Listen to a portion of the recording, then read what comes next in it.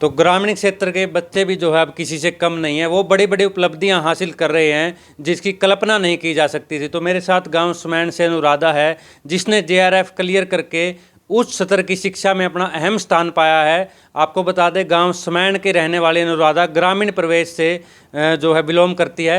मैं आपको बता दूं कि एक समय था जब मुश्किल से 4 या 5 तक लड़कियां पढ़ पाती थी और फिर स्कूल से उन्हें हटा दिया जाता था, घर के कामों में लगा दिया जाता था।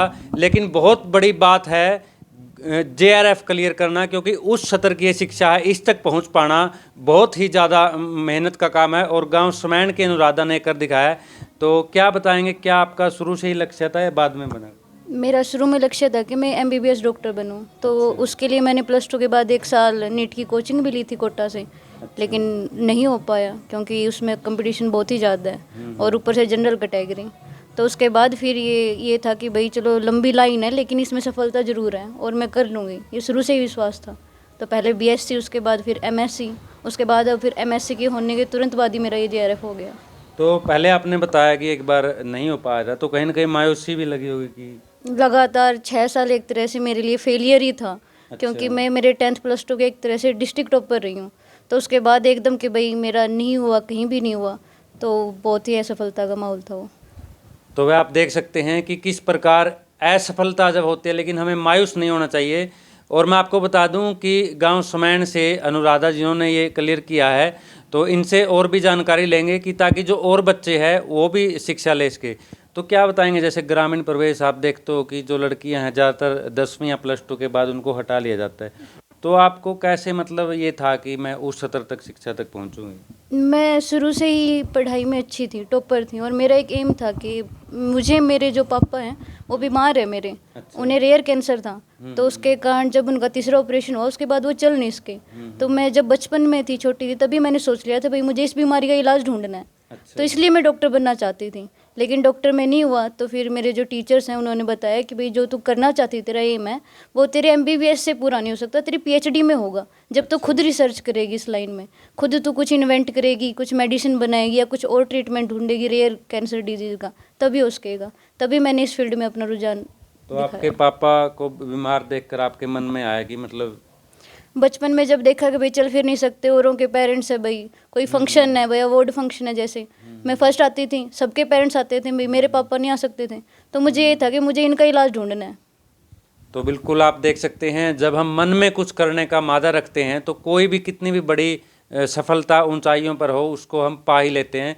तो अनुराधा जैसे बताया कि जब छोटे थे अपने फादर को देखते थे, तो इनके मन में भी आया कि क्यों ना मतलब डॉक्टर बनकर ही उस लक्ष्य को हासिल किया जा सकता था। तो क्या लगता है कि और जो काफ़ी बच्चे हैं, काफ़ी जो तैयारियां कर रहे हैं वो रह जाते हैं, जैसे इस बार भी बहुत सारे रहे होंगे, तो उनको क्या कहना चाहेंगे जो मायूस हो जाते हैं? मायूस तो नहीं होना चाहिए मेरे ख्याल से, क्योंकि एक टाइम तो आता है जब बंदा लो फील करता है, लेकिन उसके बाद फिर उठ खड़ा होना चाहिए। मैं भी कई बार लो फील किया है, लेकिन जैसे पेरेंट्स है, भाई है, उसे देख के हौसला होता है कि भाई नहीं, तेरे पीछे है, तेरे फैमिली है तेरी जो तुझे संभाल लेगी, तो फिर लो फील क्यों करना है। एक जो पेपर है वो आपका फ्यूचर डिसाइड नहीं कर सकता, तो आप बार बार ट्राई करो, आपका अगली बार हो जाएगा। उसके बाद भी नहीं हुआ, भाई लो फील मत करो, बस ट्राई करते रहो। अच्छा, तो जब आपका रिजल्ट आया आपको पता लगा, कितनी खुशी हुई और सबसे पहले आपने किसको बताया? मैं और मेरे भाई देख रहे थे, मोबाइल ही देख रहे थे भाई, कई दिनों से था कि भाई आएगा आएगा, और एक वो था कि भाई पता नहीं होगा नहीं होगा, क्योंकि एक टफ एग्जाम है ये। केमिस्ट्री एक आसान सब्जेक्ट नहीं है साइंस का, और बहुत ही ज़्यादा कंपटीशन है। बच्चे हमारे जो सीनियर वो 3-3 सालों से बैठे कि भाई हमारा हो जाए, हमारा हो जाए। 5 साल भी हो गए कई बच्चों को। टीचर भी कहते हैं भाई, कई बच्चे तो पंचवर्षीय योजना के लिए आते हैं कोचिंग सेंटरों में, कि भाई नहीं होता उनका, तो उसके बाद तो डर तो लाजमी सी बात है। तो हम देख ही रहे थे, तभी ऊपर नोटिफिकेशन है कि भाई हैज़ बीन रिलीज। तो वो पीडीएफ थी, जब ओपन की तो मैंने भाई को बताया भाई ये रोल नंबर है, तो मैं बीच में 0 भूल गई। तो वो जब वो देखा कि भाई रिजल्ट नो रिजल्ट फाउंड, में तो दिल बैठ गया, माँ भाई नहीं हुआ क्या। फिर एकदम डरा, फिर मैंने देखा भाई रोल नंबर गलत है, फिर मैंने बताया भाई 0 भी आएगा। फिर उसने 0 करके देखा तो आगे आया कि भाई 115 रैंक है, 115 रैंक है। मैं बोला मैं रैंक तो ठीक है, मैं ये देख जेआरएफ है, नेट है। फिर ऊपर देखा तो आया कि भाई जेआरएफ है, CSIR जेआरएफ आ गया। तो मैं नीचे भागी, पहले मैंने माँ को कहा हाँ जेआरएफ हो गया, जेआरएफ हो गया। फिर बाहर पापा बैठे तो मैं बाहर गई, फिर कहा कूदते हुए कि बाबू जेआरएफ हो गया। फिर तो बाबू कितनी की खुशी बहुत पेरेंट्स खुशी। को ही? मेरे बाबू की आंखों में आंसू आ गए थे, अच्छा। इतनी खुशी थी। तो आप देख सकते हैं भाई, मतलब सफलता में बेशक मेहनत लग जाती है, समय लग जाता है, लेकिन सफलता एक दिन मिलती ज़रूर है। एक ग्रामीण क्षेत्र से उस स्तर तक, शिक्षा तक कई तो सोच ही नहीं पाते, +2 या BA के बाद अपना बंद कर देते हैं। लेकिन आसान भी नहीं है, क्योंकि बहुत ज़्यादा मेहनत लगती है, और जिसका पेरेंट्स बीमार हो उसको आधी परेशानी तो वैसे हो जाती है। लेकिन उसके बावजूद भी सभी विपदा परेशानियों को चीरते हुए अनुराधा ने अपने उस मुकाम तक पहुंची है जो इन्होंने सोचा था। तो क्या लगता है आगे हम आपको बहुत बड़े लेवल पर देखेंगे और फिर मतलब शुभकामनाएं भी देंगे, तो आगे क्या मतलब सपना है, कब तक आप पूरा करना चाहते हैं? पहले तो मेरी यही है कि भाई मैं अच्छी जगह से PhD करूँ, आइजर वगैरह, IIT या फिर टिफर जैसी जगह से, जहाँ से अच्छे स्कोप है। लेकिन अगर बीच में वैकेंसी वगैरह असिस्टेंट प्रोफेसर का निकलता है तो सेटल कौन नहीं होना चाहेगा लाइफ में। तो अगर असिस्टेंट प्रोफेसर के निकलते हो मैं लूँगी, ऑब्वियस ही है। तो क्या लगता है बहुत बड़ा गिफ्ट तो आज आपने दे ही दिया है अपने परिवारजनों को? भाई इससे भी बड़ा दिन, अभी तो शुरुआत ही हुई है। बिल्कुल। तो अब कहीं ना कहीं अब तो और भी हौसला बढ़ गया कि अब बहुत तो ज़्यादा। अब तो ये है कि कुछ भी कर सकते हैं भाई, ठीक है, अब मेरी शुरुआत हो चुकी है भाई, जो फेलियर का टाइम था वो गया, अब अच्छा टाइम है। अच्छा, उनको क्या संदेश देना चाहेंगे जो गांव की लड़कियां, ज़्यादातर अगर गांवों की बात करें तो +2 या BA के बाद वो कहते हैं कि हो गए ठीक है, उनको क्या संदेश देना चाहेंगे कि अगर इस लाइन में नहीं तो दूसरी में भी वो मेहनत करें? मैं तो यही कहूँगी, अगर कोई पढ़ने वाला बच्चा है तो उसके आजकल का टाइम बदल चुके हैं, फैमिली भी सपोर्ट कर रही है। अगर कोई बच्चा पढ़ रहा है तो मैं यही कहूँगी भाई अपनी पढ़ाई पे फोकस रखो और बस पढ़ते जाओ और किसी चीज़ की चिंता ना तो करो। आखिरी सवाल है मेरा, जो दर्शक भी जानना चाहते हैं कि मोबाइल, कहते हैं कि जो मोबाइल ज़्यादा यूज करते हैं वो पढ़ाई में ध्यान नहीं लगता, तो आप हमारे दर्शकों को सच सच ये बताएं कितना मोबाइल यूज करते थे? मैंने जो तैयारी की है वो मेरी मोबाइल से ही की है।